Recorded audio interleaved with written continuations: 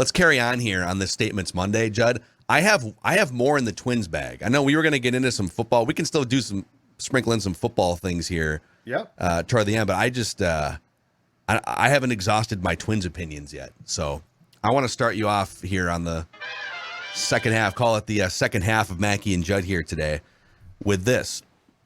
I disagree with Velle E Neal III. So he tweeted yesterday, and I consider Velle a friend. You know, he covered the Twins beat for almost 20 years. I covered it for a handful of years, and so we spent a lot of time in press boxes talking Twins baseball and philosophies. But he tweeted, "Great crowd in Chicago today. Too bad that doesn't happen at Target Field for a team that's fighting for a division title. Time to step up and be heard."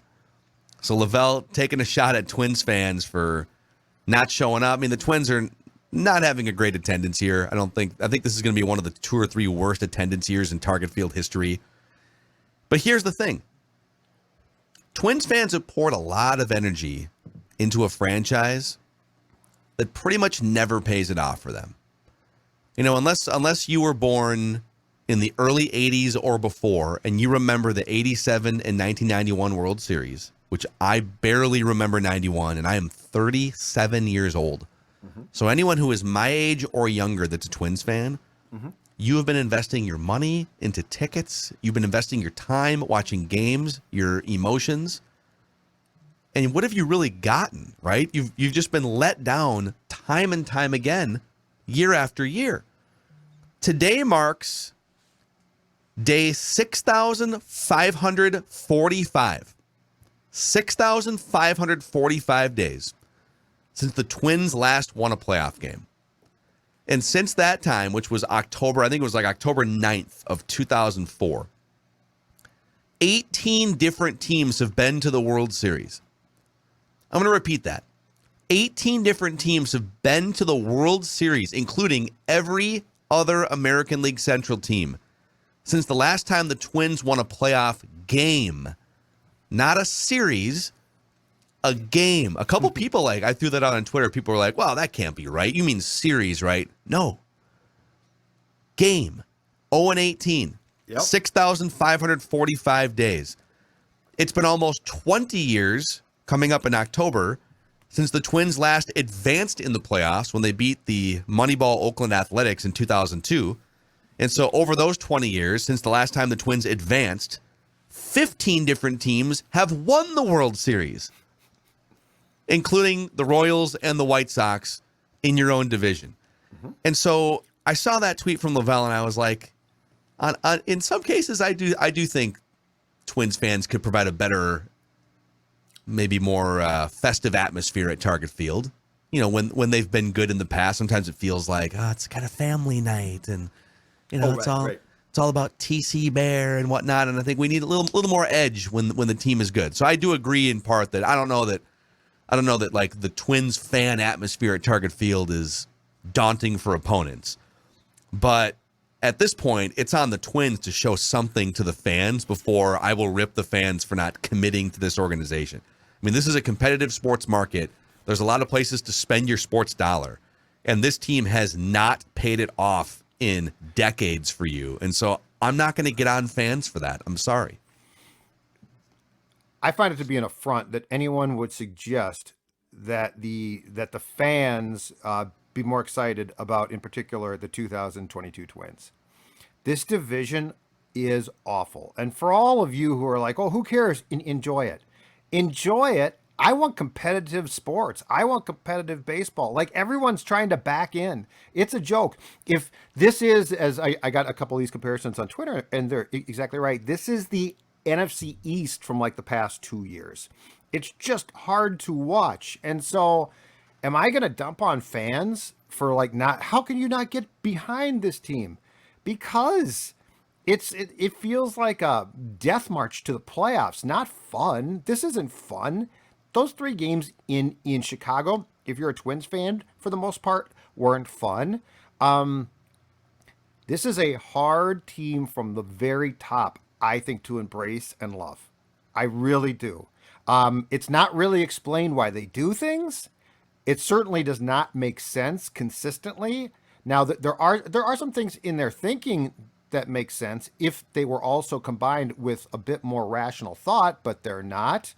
Carlos Correa, again, I think it was on Friday or so, got up in a pressure situation. I think he popped up again. Like, there's a lot about this team. I am not going to put it on the fans. There have been years where probably a Twins team or a team in this town has not been embraced properly, and that's too bad. This ain't one of them. I don't fault the fans one bit. And, like, what are they supposed to do? Show up at Target Field and root for trying to back into the playoffs?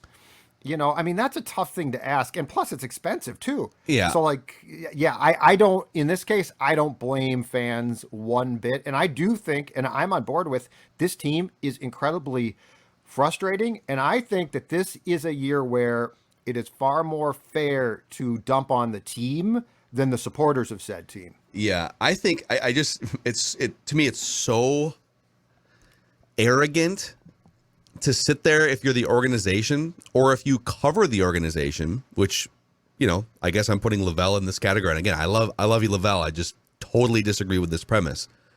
To say after 20 years of not advancing in the playoffs, after 20 years of whiffing on winning a playoff game, disappointment after disappointment, to sit there and say, "Hey, fans, come on now, come on, where are you guys? We need you to rally here." I mean, yes, it would be great if however many home games they have left, if it was a raucous crowd of 40,000 every night. I just don't think this franchise has earned that. At a certain point, you got to give back. You got to win something. Go to the World Series once in 30 years. Like we sit here, how many more times can we trot out the reunions for the 87 and 91 World Series teams? Are we going to do a reunion for the team Game 1 of 2004 that in a couple of years we're going to do a 20-year reunion of the last time the Twins won a playoff game? Oh, let's bring them all back. Cuddy, Luis Castillo, bring the whole band back together. Get Luis Rivas in here. This is the last time the Twins won a playoff game. Yeah. So it's like the franchise needs to show something. You guys go on a run and then go win 2 out of 3 in the wild card round, and you will have people excited again. Yeah. But you have scarred people for a long time. And I don't blame fans for keeping this team at an arm's length after all of the disappointments. I don't. And I also think that there is a growing tendency in this town among smart young fans who, by the way, have grown up far more jaded than I did, or you probably. I do think that there is and it comes from the teams as well, the Twins as well. But there is a lot of people around the team that, in my opinion, try and put it on the fans. Like, you don't understand this. I'm tired of the fans saying this. I'm tired of it. No, you know what? The fans are very frequently right. And there's nothing that drives me crazier than when people defend the team because it's the team. That drives me up the wall. And this whole premise of, well, they're the team, they must be right. I mean, they look at things you don't. No. Okay, sometimes that's true. They do, yeah, of course. They do, but that doesn't mean that they process it correctly. It's also an organization that has shown for 20 years that it shrinks in the biggest moments. Yeah. It's just a fact. It is a shrinking organization in the biggest spots. Well, but the Yankees, what are you supposed to do? The Yankees, it's not a sport where the best team just automatically wins without any sort of conversation. Like I just told you, in the last 20 years, 15 different teams have won the World Series. The Royals have been to the World Series twice in the last 10 years. Yep. So I don't want to. Yes, do the teams that spend the most money, like the Dodgers and the Yankees, have advantages? Absolutely. But I was arguing with someone on Twitter about this. Like, again, in the last 20 years, 15 different teams have won the World Series. Would that number be better if there was a salary cap? Probably not. No. Honestly, probably not. That's a ton of parity, actually. And keep in mind, too, and I think that this is now more true, in my opinion, than ever, the Dodgers, who of course have a out of control payroll, won the 2020 World Series, which was the 60-game season, which is that's great. But I mean, we're talking about the teams that legitimately won a World Series in a 162-game season, which is an absolute marathon. Yeah, Braves, So no, Nationals, Royals, I think the salary. I think if there was a salary cap, it might change who won the division sometimes or got into the playoffs. But I think once the playoffs start, it's crapshoot city, baby. Yeah, exactly. And for the Twins to lose 18 consecutive, like that is an act of God. Yep. I'm just venting to you here. I do have another Twins one, unless you want to jump in with a Twins one here, and then I can wait a second. I got one more Twins one. Go ahead. You fire away. All right. My statement is this. We need answers. The poll ads need answers. Somebody has to tell us. All right. Sam Dyson shows up here, hurt. Shame on the Giants. Shame on you. You screwed us. I would have been very upset. Okay. Shame on you. Chris Paddock, with a known medical that killed a trade with the Mets, shows up here with his arm hanging by a thread. You made the trade. By the way, it wasn't our job. Like, you didn't show us. You liked the trade, Judd, on the day they made the trade. Yeah. I didn't see the medical. Guess what? If I had, I would have said, oh, I wouldn't do that now. But, but team control. He's got team control left. Okay. But that trade then, if you assume that the team control was the key, what you are telling me is a trade was made based on the fact that you didn't think that you would be all that competitive in 2022 because Chris Paddock's arm essentially falling off on the mound was not surprising. Okay, that's twice now. Now we got a problem. How did that happen? That's what I don't like that very much. And now, another trade I liked at the time, but I hadn't seen the medical report. Tyler Mahle is back on the IR with shoulder fatigue, and I can tell you right now, he ain't going to pitch for a while. He might be done. Yeah, exactly right. 3 times. Somebody's got to. But Mally's under team control, too. But honest to God, at some point in time, I need answers here. Like, I don't think I'm going too far. And if I own the team, I got to know what's going on here. Like, Phil, how does this happen 3 times? I don't know, man. It is so ridiculous. And I get that they're taking some calculated risks here. The Paddock one was the most egregious because the Paddock one wasn't it a partially torn UCL at the end of last year? Yes. And how many times has the report and killed the trade? Yeah. So you're right. How many times has a partially torn UCL turned out to not need surgery at some point? I almost would have commended them for having him make the trade in like November, have him immediately undergo Tommy John surgery so that he's ready for opening day of 2023. But now he's probably not going to be ready until maybe the second half of 2023. And the way that they handled Maeda, it's possible he might not be ready until the very end of the year. But he's under team control for 2024. So if the Twins have something going there, then they'll be okay. This actually segues into my, and that this is my last Twin statement for now. That people need to stop blaming bad luck for why the Twins are mediocre this season. And I'm talking about injuries in particular. Well, look at all the injuries. I mean, what are they supposed to do? Look at their lineup. It's ravaged, this and that. And while it is true the Twins have racked up the 3rd most injured list days of any team in baseball, if you start to look at the actual list, so I've got a list of these are like the top 10 guys who have taken up 2/3 of the injury days, okay? All right. Randy Dobnak is number 1, tied with Kenta Maeda because they've both been on the injured list all season. And Maeda's missed, yeah. Dobnak, I'm sorry. That dude was ineffective before injury, all right? He was smoke and mirrors before injury. So you don't get me, well, if they only had Dobnak, they'd be fine. Maeda, that's a tough one. He was one of the best pitchers in baseball in 2020. Yep. Jorge Alcala, very good relief pitcher. Not a guy that you would say, oh, the season is derailed because you don't have Jorge Alcala. Well, you find other guys. Other guys step up. Duran steps up. Griffin Jack steps up. Jean Romero, biceps injury. Oh. Miguel Sano is 5th on this list for most injury days. He was terrible before injuries. Yeah. Some of his injuries have been because he doesn't take his conditioning seriously as a professional athlete. Yep. Cody Stashak, it's like your 5th reliever. Chris Paddock, 100% self-inflicted being on this injured list. 100% self-inflicted. Agreed. And then Daniel Columbe, okay, just kind of a guy in your bullpen. Yeah. Bailey Ober, just kind of a guy.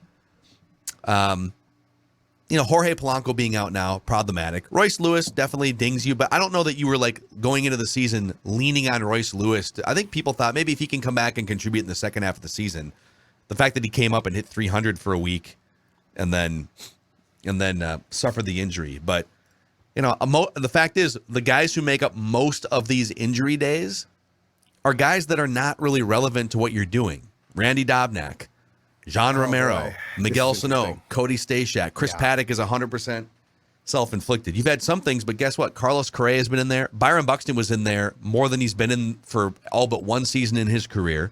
Yeah. Luis Ariz has been in there all the time, and he's having a career season. Gio Urshela, Gary Sanchez, these are guys he traded for to be starters. They've been there almost every day. Max Kepler has been there almost every day. So it's not like people make such a big deal. And then Jose Miranda came up. He's been one of your best players, and he's been in there almost every day since late April or early May, somewhere in there. So it's people are just using it. Yes, they've had injury issues, but some of them have been very much self-inflicted, and largely it's been the underperformance of players that has led to them sitting here grinding a few games above 500. Yeah, and Sano does not count. Like you're exactly right. Like he was terrible. He was unplayably bad. So you just hit on something that that takes me in a direction of a place I don't like to go, but I think it needs to be explored, and that is the medical staff. I think has completely been changed like twice now. There were definitely questions. Heck, there were questions that you covered back in your day with a different staff. But I got a few players here that I got questions about. Okay. First of all, to start with, 3 pitchers who I would hope before trades were made that you looked at their medical report, especially with Paddock and now Malley, and said, okay, you know what? This is fine or this is not fine. But let's continue down this list, okay? Alex Kirilloff. Alex Kirilloff needed surgery for an exact problem he had surgery on last year, and it wasn't rectified. If I'm the Pohlads, I want to know why. I want to know why that wasn't fixed at the time. Now, if that's a one-off, one mistake thing, I might be like, okay, that's too bad. But it's not. It's a list of things. Josh Winder has missed substantial time this season, I think, because of an impingement of some sort. They brought him back, and he had the same problem. Now, for a team that is very conservative, very often overly cautious, my question is, why does that continue to be a problem? Miguel Sano was brought back, and unless you just stashed him and said, well, they just can't play, which is a possibility, the same problem crept up there. My point being, and I think Kirilloff is a poster child for this, is why are the Twins having reoccurring problems with players when we think things have been fixed? And now with Buxton, the hip is a direct result of trying to play on the knee. And I don't know if there's blame to go there. But my point is, for a team that often approaches things in a very, this guy can't play, there's a lot of reoccurring problems when guys come back. Yeah, it's so hard to know. I mean, sometimes things just happen. I know when I covered the 2009 through 2013 Twins, that there were players that, like, at one point, players vocally went to the front office and said, we look how far behind we are when it comes to some of these things, even like not having a full-time massage therapist on the road, like little things like that, just to prevent it. I had a long conversation one time with a player that, again, this is 10 years ago, but it all kind of falls under Pohlad ownership, right? And I had a player that was with the Twins for several seasons and then went and played for 2 other organizations when I had caught up with him again. And he said, dude, you have no idea how much further advanced these other 2 organizations, especially the one that I'm at right now, is compared to the Twins when it comes to injury prevention. Now, I think Falvey and Levine came in and they cleaned some of that stuff up, and they beefed up the staff. So I don't know if it's like they're doing something wrong, or if they're behind, or if some of this is just bad luck with recurring injuries and the wrist for Kirilloff you mentioned. I don't know. You know, Buxton's been injured through multiple tenures of, front offices and managers. So it's so hard to pinpoint and say, boy, the medical staff isn't doing their job because of this, this, and this. My answer is I don't really know. But I think in a vacuum, we say, well, the Twins have been besieged by injuries. But like I said, you look at this list, it's a lot of self-inflicted. The 119 days of Chris Paddock, and then the now, I believe it's 3 cumulative weeks plus whatever is going to be left of Tyler Mahle is 100% risk that you took on. Anyone with Google would have seen partially torn UCL for Paddock. Maybe I should have Googled that before I went on Twitter the day of the trade.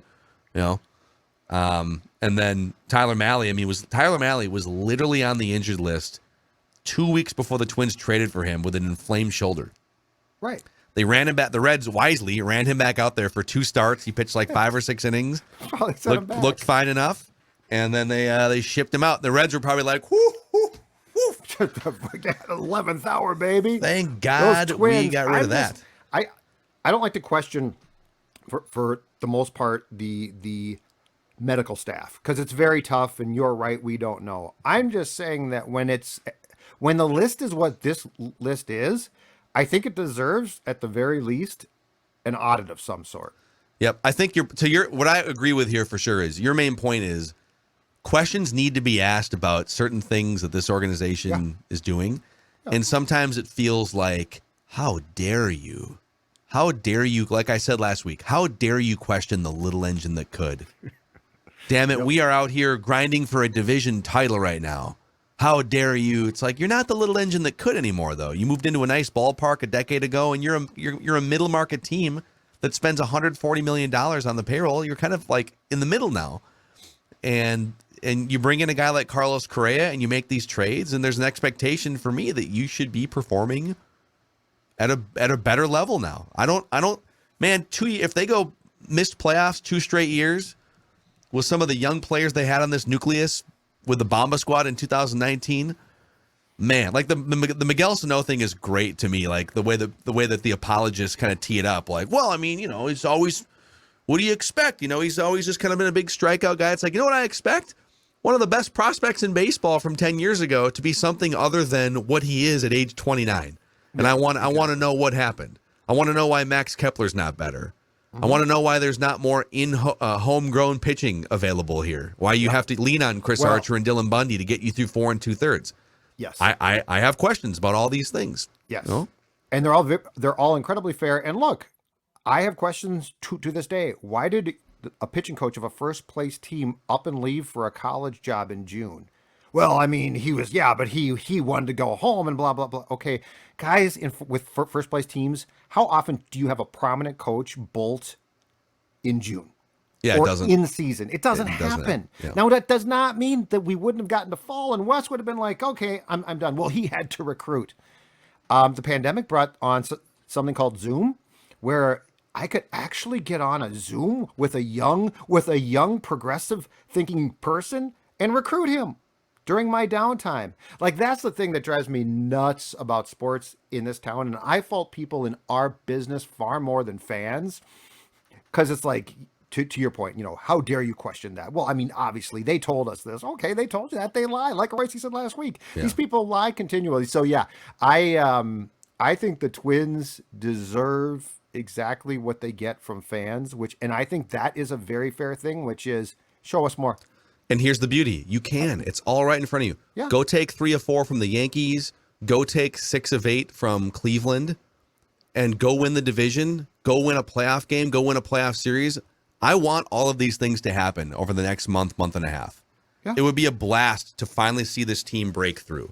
Absolutely. But it's up to them to show it to fans, not the other way around at this point. They owe more to fans than fans owe to them. Yep. So... speaking of owing something to fans, I think all fans should feel comfortable in their underwear. And that's where Chill Boys comes in. The most comfortable underwear that we have ever worn, and the official underwear and boxer briefs of Mackey and Judd. How are Chill Boys making you feel these days, Judd? Oh, absolutely outstanding. In fact, I am delighted that they are back. Because Chill Boys to me is the ultimate in comfort. You have not experienced the comfort of great boxers and long johns until you pull on a pair of Chill Boys and say, That's how it's supposed to feel, Phil Mackey. That is how it's supposed to feel. That is the experience of Chill Boys. Yeah, at Chill Boys, they're passionate about one thing, your comfort. It's a Minnesota-based company. You can find them online at chillboys.com. Get rid of the discomfort, sweaty, itchy, binding boxers and underwear that you wear now and change your life through chillboys.com. Also, I see that our guys at Spiralite Candles are wrapping up their state fair run here today. I saw that on Twitter today. Just yes, grinding that state fair life. If you're bad at gift ideas, listen up here, guys.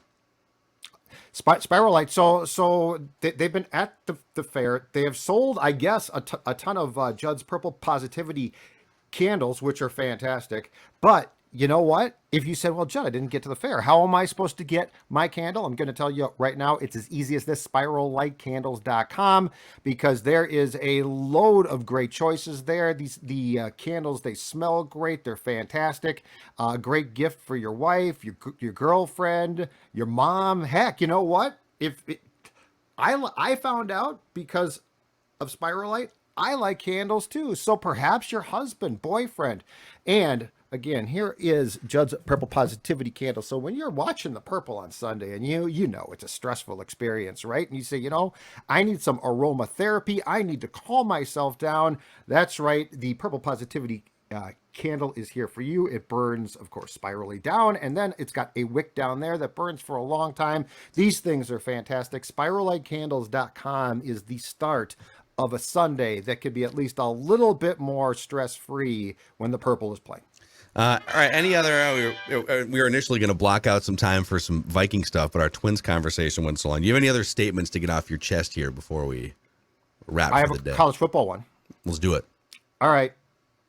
Statement is simple. It's time. So I did some for the cause, for the show. I did some scouting of the Big Ten West, and it was painful on Saturday. Dude, Iowa. Oh. 7-3, Iowa beats South Dakota State.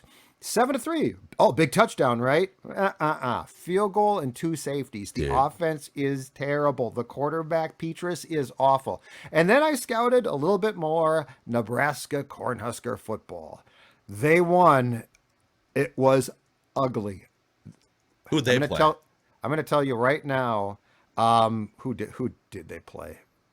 I forget. I did see their game against their offense looked okay against in Ireland against Northwestern. Yes, but that kid. So their QB struggled in the second half of that game, and they are not good. So here's the point: it's time. The Gophers, the Big Ten West is sitting there, and Wisconsin. Offensively, I don't think it's going to be great. Defensively, they are good. So they're going to be a nice team, but they're certainly not a great team. This is the year to win the Big Ten West, though.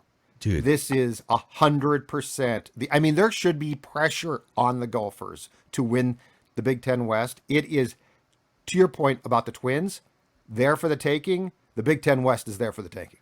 Okay, I'm just going through this. I did see one of the safeties pop up, watching a highlight. Awful. So Iowa and South Dakota State were tied 3-3 at halftime. And then Iowa tallied a safety in the third and a safety in the fourth to win that game 7-3.